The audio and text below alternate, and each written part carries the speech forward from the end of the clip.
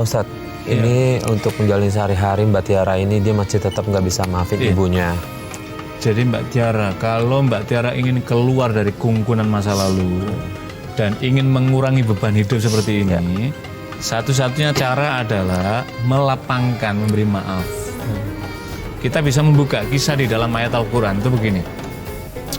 Wa jaza'u sayi'atun sayi'atun misluha. Kalau kita disakiti orang, tadi kan disakiti dengan perilaku ibu tadi itu, maka Mbak Tiara boleh membalas itu dengan yang setimpal. Allah berikan kesempatan itu. Tapi Allah menyatakan waman afa, siapa yang memaafkan, wa aslaha, dan berbuat yang lebih baik dari sekedar membalas tadi itu, apa janji Allah? Fa ajru 'alallah, maka Allah yang akan melipat gandakan berikan pahala kepada Mbak Tiara. Lah konsep pahala ini jangan difahami hanya nanti di akhirat.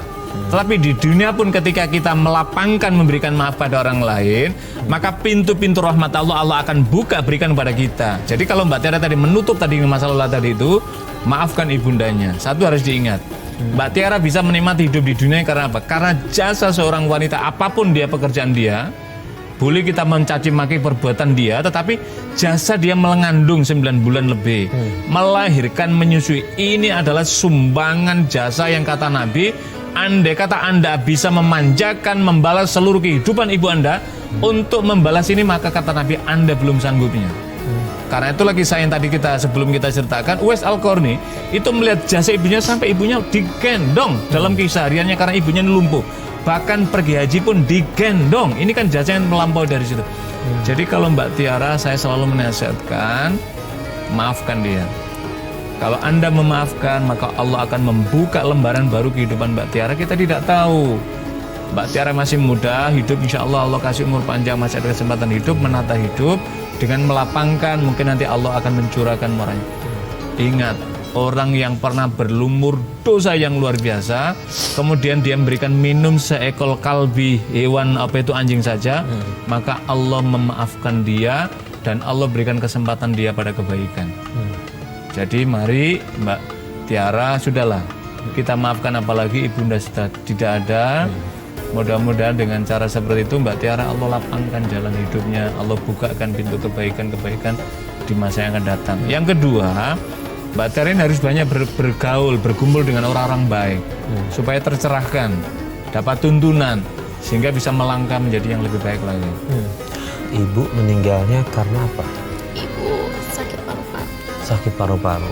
Pada saat dirawat di rumah sakit, Mbak Tiara sempat jenguk atau ngurusin ibu? Saya nggak mau jenguk dia, saya nggak mau ngurusin dia, saya serahkan semuanya sama adik saya. Jadi adik Mbak Tiara yang merawat ibu. Ya di situ adik Tiara pernah cerita apa nggak sama Tiara keadaan ibu? Dia selalu cerita, dia bilang cuma ibu mau minta maaf sama kakak, katanya. Cuma aku bilang udahlah basi, ngomong itu mulut tuh juga nanti akan diulangin lagi.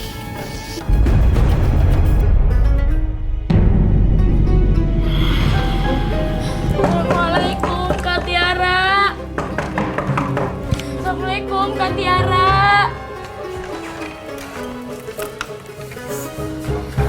Mila, kamu ngapain di sini?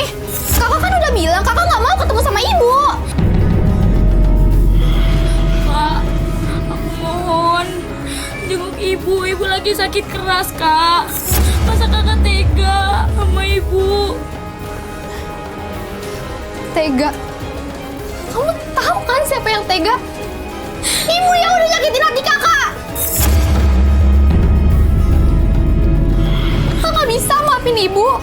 Udahlah Kak, maafin ibu. Aku aja bisa maafin ibu. Ibu udah taubat Kak. Ibu butuh kakak. Ibu butuh maaf dari kakak. Mila, kamu tahu kan? Kakak udah bilang sama kamu kakak nggak bisa maafin ibu.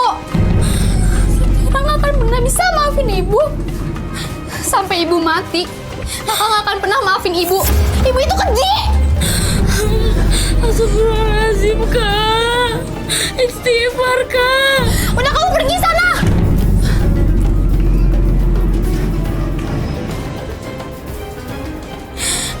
Ibu, aku tuh sayang sama ibu.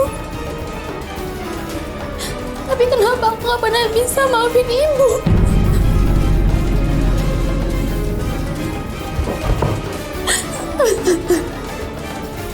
Pada saat ibu sudah meninggal, Mbak Tiara pernah nggak dalam hidup Mbak Tiara ada rasa penyesalan, tidak memaafkan ibu? Buat saya tuh kayak udahlah nggak apa-apa mungkin.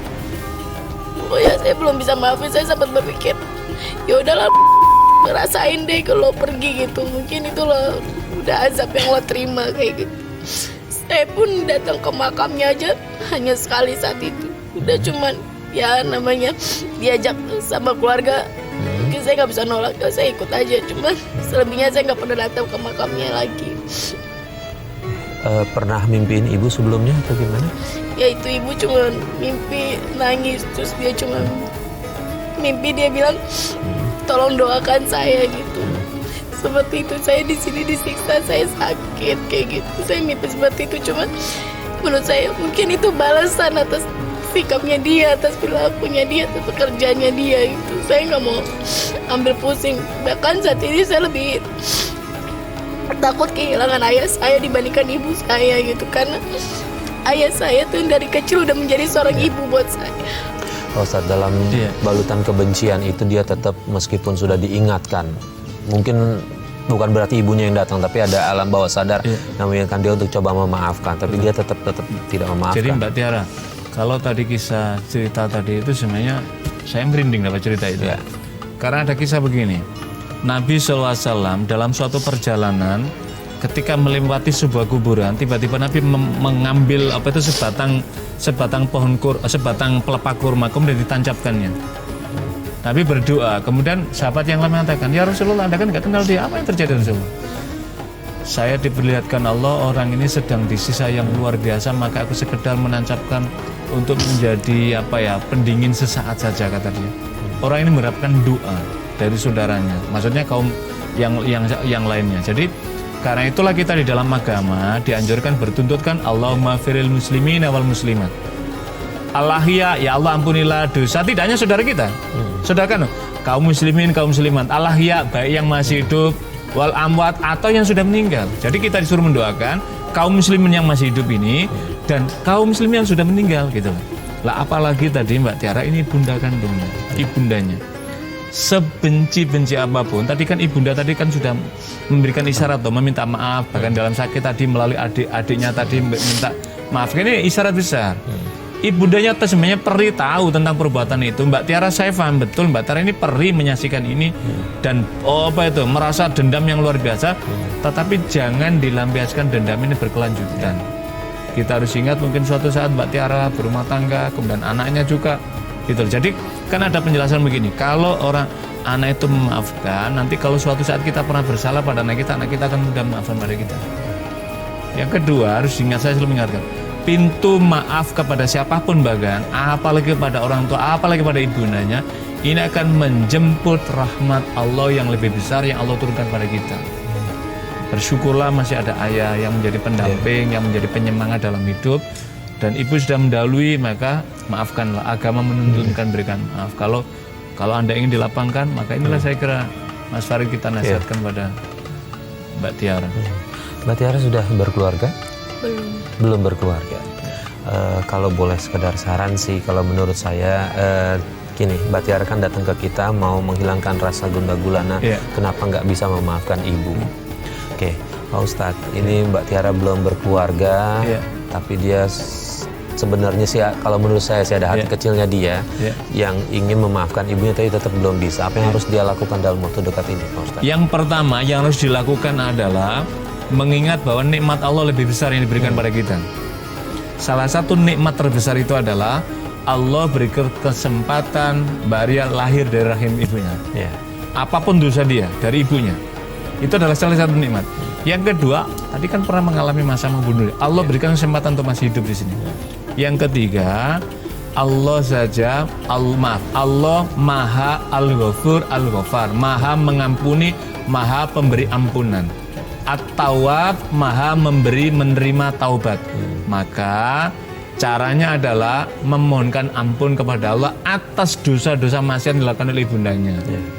Yang kedua, dengan cara seperti itu nanti pelan-pelan. Yang ketiga adalah Anda meminta maaf, memohon ampun kepada Allah atas yang tidak. Yang ketiga, berbaik sangka kepada Allah Subhanahu wa taala atas apa yang menimpa pada Anda. Yang keempat adalah apa? Ikut dalam majelis-majelis ilmu supaya dapat pencerahan. Yang kelima, mohon maaf kalau Mbak Tiara bisa baca Quran, mulailah. Dengan cara seperti itu mudah-mudahan kebaikan-kebaikan ini akan mendatangkan manfaat dalam kehidupan kita, keberkahan dalam kehidupan jangka panjang. Dan yang paling penting untuk sementara mungkin coba ikhlaskan dulu. Betul, mengikhlaskan. Apa yang sudah Mbak Tiara lakukan kepada Mbak Tiara, coba maafkan pelan-pelan. Saya tahu ini berat, tapi mudah-mudahan ini bisa mengikis hatinya Mbak Tiara untuk tidak bisa memaafkan. Jadi pelan-pelan terkikis jadi bisa memaafkan ya Pak Ustadz ya. Baik, terima kasih Mbak Tiara sudah berbagi cerita dengan kita. Pak Ustadz terima kasih atas semua tausiahnya. Mudah-mudahan ini jadi ada jalan keluar buat Mbak Tiara ya.